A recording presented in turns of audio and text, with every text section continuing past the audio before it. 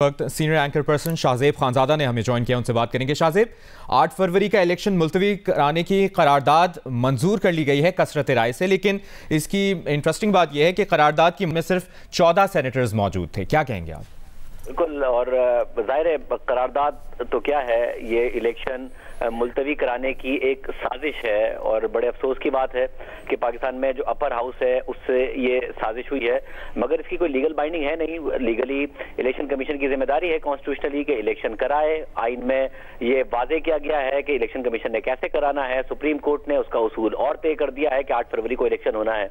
तो सेनेट में करारदाद पास कराना किसी की ख्वाहिश तो हो सकती है और उस ख्वाहिश के तहत की गई एक साजिश तो हो सकती है, मगर अमली तौर पर इसका कोई असर नहीं होगा सिवाय इसके कि एक नॉइस पैदा हो रही है। और देखिए, जितने रीजंस दिए गए हैं उन रीजंस में भी कोई जान नहीं है।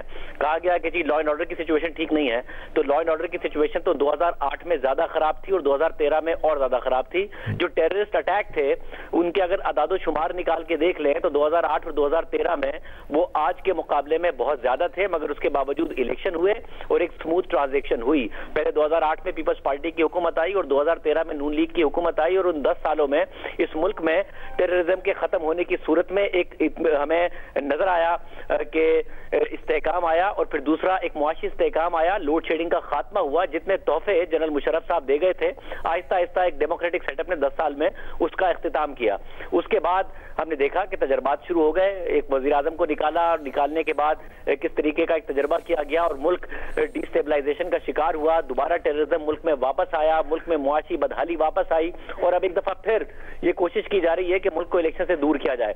आज से पहले कभी हुआ नहीं ऐसा कि मुल्क में इलेक्शन की वजह से अदम इस्तेहकाम आया हो। मुल्क में अदम इस्तेहकाम तजर्बात की वजह से आया है, डेमोक्रेटिक सेटअप को डिस्टर्ब करने की वजह से आया है, अदालतों को इस्तेमाल करने की वजह से आया है, मार्शल लॉ लगने की वजह से आया है। मुल्क में इलेक्शन होंगे तो एक इस्तेहकाम की राह हमवार होगी। दूसरी वजह बताई जा रही है सर्दी की, तो भाई 2008 में जब मोहतरमा बेनजीर भुट्टो की शहादत हुई तो फरवरी में ही इंतखाबात हुए थे और इन इंतखाबात के नतीजे में ही हुकूमतें आई थी। तो पहले भी सर्दियों में इंतखाबात हो चुके हैं, पहले भी इससे ज्यादा टेररिज्म की सूरत हाल में इंतखाबात हो चुके हैं, इसलिए कोई वजह नहीं नजर आती।